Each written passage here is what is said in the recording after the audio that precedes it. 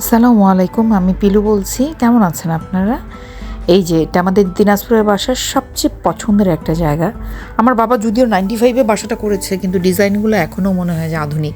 আমার বাবার নিজে পছন্দ করে সব কিছু করেছে। আজকের ভ্লগটা হলো আমার বান্ধবীর লাস্ট দিন দিনাজপুরের, তো একবারেই আর কি শেষ করে দিচ্ছি ওর ছোট্ট একটা ট্যুরে, ছোট্ট কি একদম একদিনের ট্যুর। তো মাশাল্লাহ আমার গল্প ওর মালা খালামণির সাথে অনেক খেলেছে, ওর সাথে খুব ভালো বন্ধুত্ব হয়েছে। ও তো মালাকে মাঝে মাঝে মালা মালা করে কি সুন্দর করে ডাকে। মালা অবশ্য আমাদেরকে অনেক সময় দিয়েছে, মালা অনেক কিছু রান্না করে খাইয়েছে। এই যেমন এটা হাঁস রান্না করেছিল, হাঁসির মাংসটা আমার বান্ধবী আর মালা দুজনে মিলেই করেছে। কিন্তু মালা আসলেই আমাদেরকে এবার অনেক অনেক সময় দিয়েছে। আঙ্কেল অসুস্থ, আঙ্কেলকে দেখাশোনা করে আবার আমাদেরকে সময় দেওয়া। আমার অন্যান্য কাজিনদের আসার কথা ছিল, কোনো না কোনো ঝামেলার কারণে ওরা আসতে পারেনি। ওদের জন্যই রান্নাবান্না কিন্তু সেদিন ছিল। ডাবলু আঙ্কেলের আসার কথা ছিল, ডাবলু আঙ্কেল সারাদিন পিকনিকে থেকে টায়ার্ড হয়ে গিয়েছিল, এই জন্য আসেনি। তো কিছু করার নাই, রান্না যেহেতু বসিয়ে ফেলেছি, আমরাই মজা করে খেয়েছি। সাথে আমাদের গেস্ট ছিল রনি ভাই, তো খাসির মাংস ছিল, হাঁসের মাংস, তারপর আলু বেগুনের ঘন্ট, এটা মানে শিমের তরকারি, আর আলু ভর্তা তো মাস্ট। আমাদের দিনাজপুরের যে আলু ভর্তার টেস্ট, এটা আমি অন্য কোথাও পাই না, আমি জানি না কেন, মানে এটা টেস্টই একদম আলাদা। তো আমরাই আর কি আমাদের গেস্ট, আমরাই আমাদের হোস্ট। আমাদের গেস্ট হওয়ার কথা ছিল মুনমুন আপু, হীরা ভাইয়া, ডাবলু আঙ্কেল, বৌমা, ওরা কেউ আসে নাই। ওদের রিজিক আসলে ছিল না, এখানে কিছু করার নাই। তবে আমরা খুব মজা করেছি, আমরা আড্ডা দিয়েছি। রনি ভাই সেদিন রাতে ছিল, অনেক অনেক গল্প করেছি। লুডো খেলার কথা ছিল, আর হয়নি। তো এটা পরের দিন সকালে যাওয়ার দিনে ওকে আমরা আমাদের ওখানকার মাখা ভাত, এটাকে বলে খড়কা ভাত না কি যেন বলে, আমি ভুলে গেলাম। রসুন ভর্তা, পেঁয়াজ মরিচের ভর্তা, আরও কী কী দিয়ে যেন এটা মাখে, এটা বাসি ভাত হতে হয়। সেই লেভেলের টেস্ট, বিশেষ করে আমার মতো ঝালকর মানুষের জন্য তো এটা বেস্ট। এটার সাথে বেশ কয়েক টাইপের ভর্তা করেছিল, সাথে ডিম ভাজা আর গরুর মাংস। ভাই ডিম ভাজা আমার থাকতেই হবে, আমি এটা খিচুড়ি খাই কি একটু মাখা ভাত খাই, এই টাইপের খাবার থাকলে ডিম ভাজা মাস্ট। আমি তো এমনিও ডিম পাগল, তো আমার মতো যারা ঝাল টাইপের খাবার পছন্দ করে তাদের জন্য এই ভাতটা বেস্ট। বিশেষ করে পাটার মধ্যে রসুন বাটা আর ওটা দিয়ে ভাত মাখা, ওরে বাবা, ওটার টেস্টেই আলাদা। আমার বান্ধবী অবশ্য বলেছে যা যা ট্র্যাডিশনাল ফুড সেটাই খাওয়া, সেটা ভাত হলে ভাত। এবং ওর কাছে এটা খেয়ে ভালো লাগছে, ও খেতে খেতে টায়ার্ড, খেয়েছে খুবই কম, কিন্তু ওটাই নাকি খেতে খেতে টায়ার্ড। কী করা, সকালবেলা আমাদের গ্রামের মানুষ, আমরা ভাত এভাবেই খেতাম, তো ওটাই ওকে খাইয়েছি। এরপর বাইরে বের হলাম। ফামি বলতেছিল যে সারাক্ষণ গ্রাম দেখাচ্ছিস, ওই মিলে থাকতেছিস, আপু কী মনে করবে, ভাববে যে শুধু মনে গ্রামই, গ্রামের মধ্যে যে ভালো কোনো রেস্টুরেন্ট আছে সেটা একটু দেখা। আমার কথা না, আমি তো গ্রামেরই মানুষ, গ্রামই দেখবে। তো মজা করলাম আর কি। আমি এরপর ওকে নিয়ে গিয়েছি এখানে ফ্রেন্ডস স্কোয়ারে।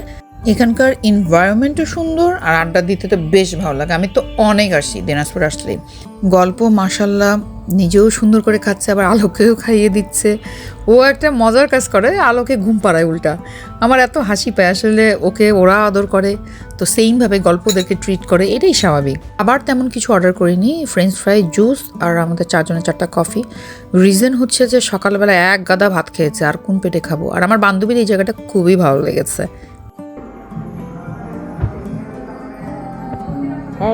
কি চিন্তা করো, কবে বিয়ে হবে? কবে বিয়ে হবে?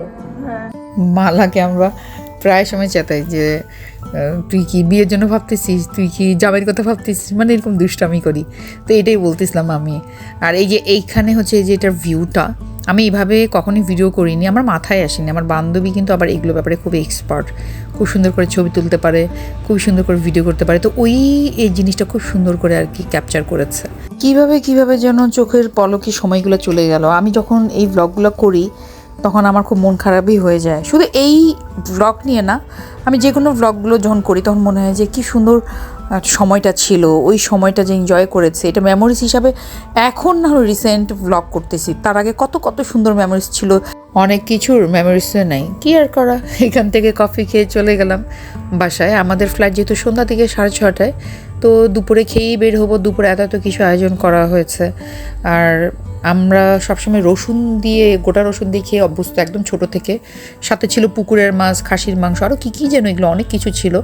আর হাঁসের মাংসটা খুবই মজার ছিল। আমি যেহেতু দুপুরে খাইনি, আমার বান্ধবীও ঠিকভাবে খায়নি, তাই আমাদের দুজনকে হাঁসের মাংস বক্সে করে দিয়েছে যেন বাসায় মজা করে খাই। আর আমাদের এখনকার গেস্ট সেই রনি ভাই ছাড়া আর আমাদের কেউ ছিল না। খাওয়া শেষ করে আমাদের রেডি হতে হতে প্রায় 4টা, 4:15 বেজেই গিয়েছে। তো চলে যাচ্ছি। আমার তো প্রতি মাসে আসতে হয়, তারপর 2 দিন থাকি বা 10 দিন থাকি, এটা ফ্যাক্ট না, কিছু সময় এতই ভালো যায় যে যাওয়ার সময় খুবই মন খারাপ হয়ে যায়, তো ব্যাপারটা সেই রকমই, কিছু করার নাই। তারপরেও আমাদের যেতে হবে, কারণ ওখানে বাচ্চারা আছে। আর এই যে মালাকে ড্রপ করে দিয়ে আমি চলে যাচ্ছি, কারণ আমার দুইটাই সংসার। এখানে বাবার বাসা, এটাই আমার বাসা, বাবার বাসা কি বাবাই আমাদেরকে দিয়ে গিয়েছে, আর ওখানে আমার বাচ্চাদের বাসা। দুই দিকে মেনটেন করেই চলতে হয়, এটাই জীবন। তো আমরা আমাদের চলে যাচ্ছি আমাদের আপন নিরে। আমার বান্ধবী বারবারই বলেছে যে আবার আসবো ইনশাল্লাহ, কবে আসবে আমি জানি না। আশা নিয়েই মানুষ বাঁচে, তো আমিও আশায় আছি আমার বান্ধবী আসবে, আমাদের বাসাটা নাকি নতুন করে সাজাবে। ওর বারবারই মনে হচ্ছে যে আঙ্কেল এত সুন্দর করে বাসা বানিয়েছে, কিন্তু সাজানোটা আরও চাইলেই সুন্দর করা যায়। আসলে মানুষ ওখানে থাকি না আমরা বলে ওভাবে হয় না। তো দেখা যাক নেক্সটে কী হয়। এদিকে তো গল্প অন্ধকার দেখে কান্নাকাটি করে একদম অস্থির করে দিয়েছে, তারপর অনেক কষ্টে আর কি থামছে, একটু পরপর কান্না করে একটু পরপর থামে। আলহামদুলিল্লাহ এই পর্যন্তই ছিল আমাদের দিনাজপুর ট্যুর। দিনাজপুরে যারা যাননি তারা যেয়ে দেখবেন, আসলেই শান্তি ভাই। এটা আমার জন্মস্থান বলে না, অন্য রকমের শান্তি। আলহামদুলিল্লাহ আমরা খুবই ভালো সময় কাটিয়েছি, খুব ভালো একটা মেমোরিজ নিয়ে আমরা চলে যাচ্ছি। আমার বাচ্চারা খুবই মিস করেছে। আমার রুফাইদার তো খুবই রাগ, একদম গাল ফুলিয়েছিল। ও রাগ করে না, ও অভিমান করে, তো গাল ফুলিয়েছিল যে আমাকে তো নিলেই পারতে গল্পের সাথে। গল্প গিয়েছে বলে ও মন খারাপ, আমি একা যখন আসছি তখন ওর মন খারাপ হয়নি। তো যাক, দেখা যাক, বাচ্চাদের নিয়েও প্ল্যান আছে, আল্লাহ ভাগ্যে যা লিখেছে সেটাই হবে। তো আজকের ব্লগটা এখানেই শেষ করছি। আপনারা সবাই ভালো থাকবেন, আমাদের জন্য দোয়া করবেন, আপনাদের জন্য অনেক অনেক শুভেচ্ছা আর ভালোবাসা। Tata, bye bye.